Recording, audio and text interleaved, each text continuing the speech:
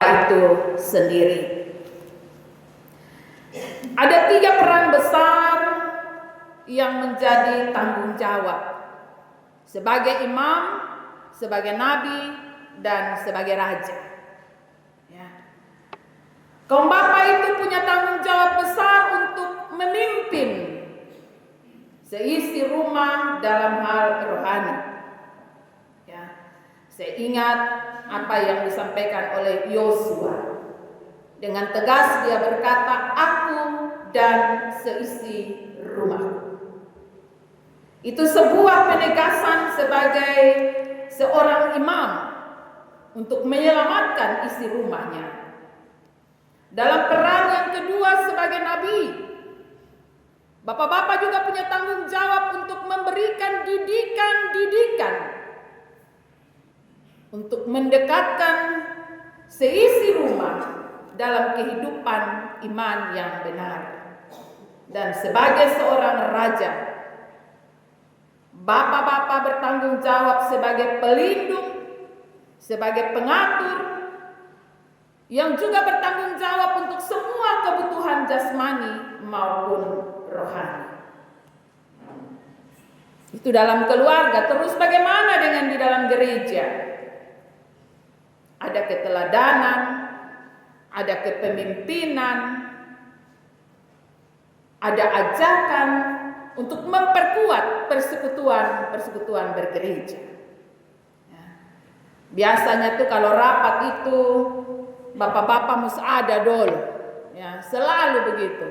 Ya, rapat itu bapak-bapak mesti kasih pikiran dulu, ya, baru sesuatu diputuskan. Berhadapan dengan semua hal di atas, maka bapak-bapak juga berhadapan dengan era modern saat ini. Karena itu dibutuhkan sebuah komitmen untuk memulai dengan hal yang sederhana, yaitu sudahkah kita mengalokasikan waktu untuk keluarga secara rohani meskipun di tengah sejumlah agenda kesibukan kita. Bacaan kita menyampaikan kepada kita tentang panduan hubungan anak dan orang tua serta tanggung jawab orang tua terutama bapak dalam hal mendidik. Saudara-saudaraku yang kekasih, dalam bacaan kita disampaikan bahwa ada ketaatan anak dan ada janji berkat umur panjang. Sementara sang ayah atau sang bapak terpanggil untuk mendidik anak-anak dalam ajaran dan nasihat Tuhan. Mari kita mulai dari ayat yang pertama. Ayat yang pertama mengatakan, "Hai anak-anak, taatilah orang tuamu di dalam Tuhan, karena haruslah demikian." Kata taat itu sendiri berarti mendengarkan dan melakukan perintah orang tua. Perintah yang mana? Saudara-saudaraku yang kekasih, taatilah orang tuamu di dalam Tuhan. Kalimat sederhana ini mau bilang bahwa tidak ada tawar-menawar. Orang tua yang hidup dalam Tuhan, padanya sendiri ada nasihat hidup dalam model berkeluarga. Dan ini adalah sebuah kewajiban, benar secara moral. Hidup dalam Tuhan menjadi nasihat hidup tanpa perlu banyak kata-kata. Ya. Dan juga menjadi perintah dari kehidupan itu sendiri. Menjadi perintah bagaimana menjalani hidup sebagai orang percaya adalah karena orang tua sendiri memiliki kehidupan di dalam Tuhan. Ayat yang kedua, setelah taat mengikuti keteladanan hidup orang tua yang hidup dalam Tuhan, maka perintah berikutnya ialah hormati. Dan ini disebut sebagai perintah yang penting. Saudara-saudaraku, kita membaca di sini. Hormatilah ayah dan ibumu. Ini adalah satu perintah yang penting. Hormati ini adalah satu kata yang merupakan satu tingkatan di atas ketaatan. Hormati itu mencakup menghargai, mencakup mendapatkan tempat yang layak. Dan karena itu ada janji Allah yang menyertai pernyataan ini, yaitu berkat bagi keturunan dan generasi kita, ya. Di ayatnya yang keempat dikatakan kamu berbahagia, panjang umur di bumi. Kita menemukan kunci masa depan pada bagian ini. Artinya begini, kalau mau anak-anak kita diberkati dengan umur panjang dan kebahagiaan, maka kita yang menunjukkan jalannya. Semua orang tua pasti ketika melahirkan anak-anak, kita punya rancangan dan rencana besar ke depan. Dan hari ini firman Tuhan bilang dia punya kunci. Kalau mau anak-anak kita bahagia, kalau mau anak-anak kita umur panjang, maka ayat yang keempat dia memberi penegasan di situ. Kepada bapak-bapak diperingatkan untuk tidak memberikan didikan yang dengan kekerasan, dengan ketidakadilan, atau menuntut hal-hal yang tidak masuk akal, yang pada akhirnya mematahkan semangat anak-anak. Mendidik dalam ajaran Tuhan, ya, nasihat firman Tuhan dalam ayat yang keempat. Didiklah mereka di dalam ajaran dan nasihat Tuhan. Mendidik mereka dengan disiplin dan nasihat Tuhan adalah bentuk keteladanan hidup yang benar. Bacaan ini mau bilang bahwa ada hubungan yang baik dalam kehidupan berkeluarga, anak-anak yang pada akhirnya orang tua sendiri yang akan menikmati kemurahan itu, yaitu kita menerima penghormatan. Saudara-saudaraku yang kekasih, baik anak-anak maupun orang tua, segala yang terjadi dalam hidup kita berpusat pada ketaatan kita kepada Kristus. Sehingga setiap keluarga menjadi sel-sel kecil yang kuat dan sehat untuk menghadapi tantangan dunia yang tidak mudah. Gereja hanyalah wadah besar dari keluarga-keluarga kecil yang dipersatukan menjadi sebuah persekutuan bergereja. Karena itu jika keluarga-keluarga Kristen menjadi sehat dan kuat, maka dapat dipastikan gereja-gereja pun menjadi komunitas yang besar, yang sehat dan yang kuat. Ketaatan kepada Allah bukanlah hanya menjadi simbol, tapi benar-benar telah dimulai dari dalam rumah tangga dan keluarga. Saudara-saudaraku yang kekasih, di tengah tantangan dunia modern yang sedang terluka ini, nilai-nilai moral mulai surut, teknologi dan kesibukan yang menyita habis waktu dan energi, dan pada akhirnya anak-anak mulai kehilangan figur keteladanan.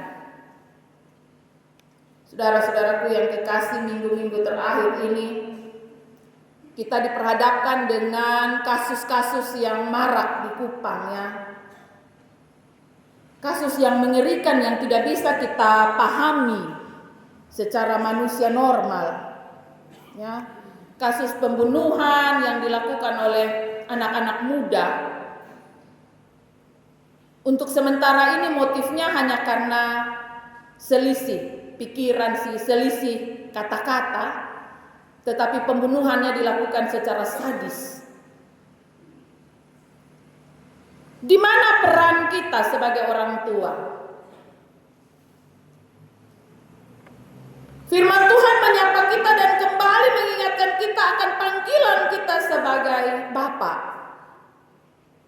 Bahwa pusat dari sebuah keluarga yang kuat adalah ketaatan kepada Kristus Dan karena itu dalam kehidupan kita, mari kita berefleksi, mari kita bertanya kembali pada diri kita, sampai di mana potong peran? Padahal kaum bapa secara sinodal menggemakan ada kurang lebih ada 6 atau 7 gerakan, ya. Gerakan masuk gereja, gemage, gerakan mengantar anak ke sekolah minggu. Apakah gerakan ini terjadi, terlaksana, sampai di mana? Mestinya ada satu catatan untuk menghitung, ya. Ini minggu berapa bapak yang antar anak ke gereja, ya. Kalau gerakan masuk gereja kita bisa melihat pada data gereja. Biasanya habis kebaktian dibacakan berapa jumlah jemaat, baik laki-laki maupun perempuan. Gerakan menjadi presbiter, berapa banyak?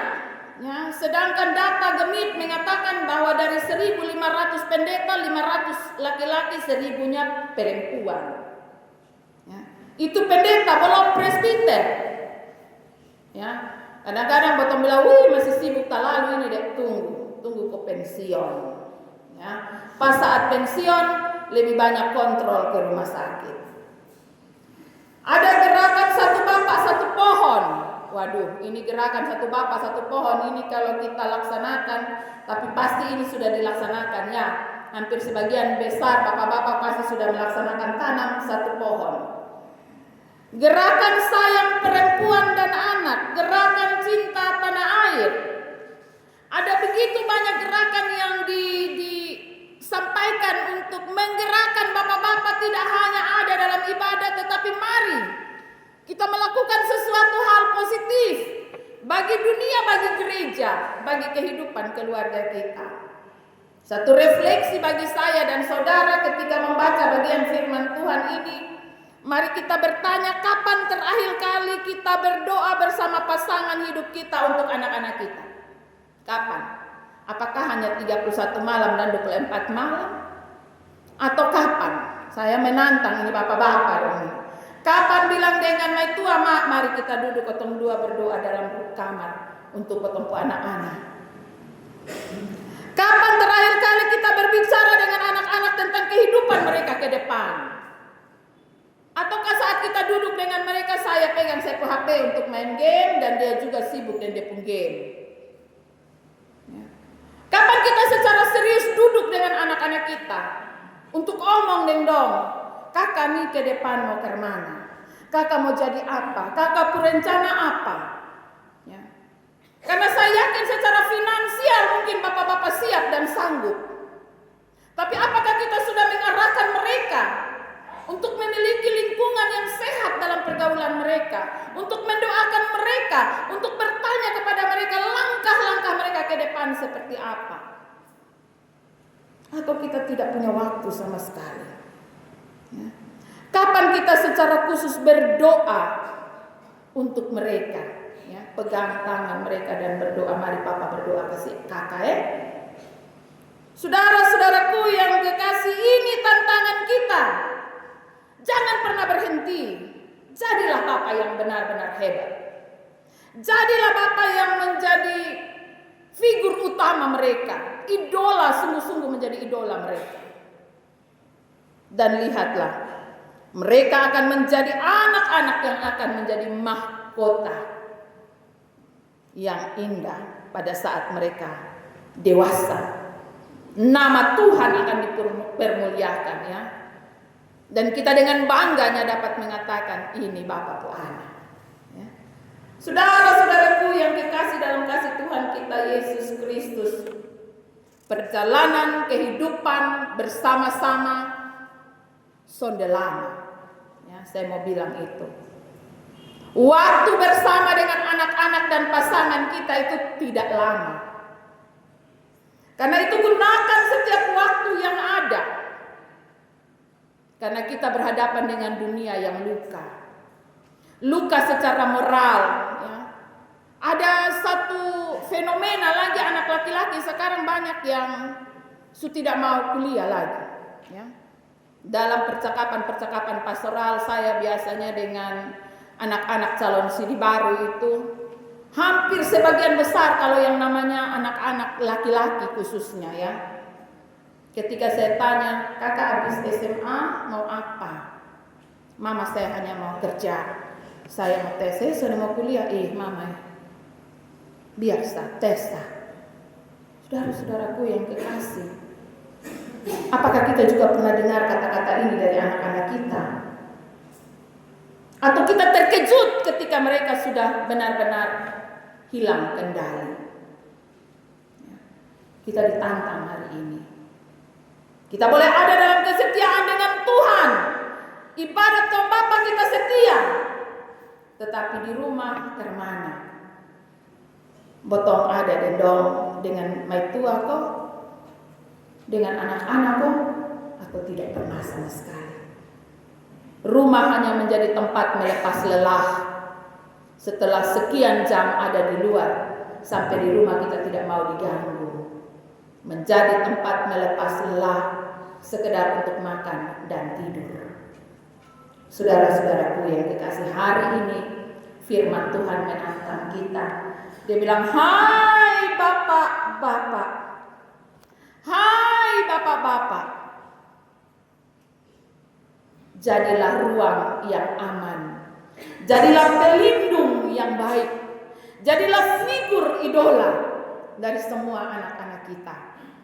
Sehingga ketika keluarga-keluarga kecil Kristen kita sehat dan kuat, maka dipastikan gereja-gereja kita pun akan sungguh-sungguh sehat dan kuat. Tuhan Yesus akan menolong saya dan saudara. Tadi puisi dari Bapak Setlegur bilang kami adalah orang-orang lemah. Tapi saya mau bilang, di dalam kelemahanmu kamu kuat. Ketika kita membawa Tuhan menjadi bagian hidup kita untuk menolong kita, mengingatkan kita dengan rohnya akan panggilan dan tanggung jawab kita, maka di situ Tuhan membuktikan kehadirannya di tengah-tengah keluarga, memperbaiki setiap rumah tangga dan menolong setiap keluarga berhadapan dengan tantangan yang tidak mudah. Tuhan Yesus sendiri yang akan menolong saya dan saudara. Tuhan Yesus sendiri yang akan berjalan bersama dengan kita, serta memberkati kehidupan rumah tangga dan keluarga kita. Amin.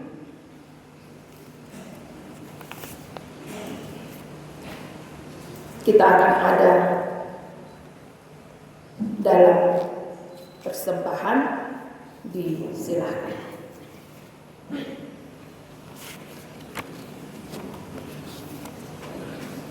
Saat persembahan dijalankan, NKB 9199 satu ayat saja. Nanti dilanjutkan dengan Gemit Nekamese Naioni, Eva Tabelo, dan Tilon Akmino secara berturut-turut. Saudara-saudara yang dikasihi Allah, sebagai jawaban atas berkat dan rahmat Allah yang kita terima, marilah kita memberikan persembahan syukur kepada-Nya dengan firman Tuhan yang mendasari persembahan saat ini, yang terbaca dalam Mazmur 107:1 yang berbunyi, bersyukurlah kepada Tuhan sebab Dia baik, bahwasanya untuk selama-lamanya kasih setia-Nya. Mari kita berdoa. Terpujilah Tuhan Yesus, Bapa yang luar biasa dalam kehidupan kami.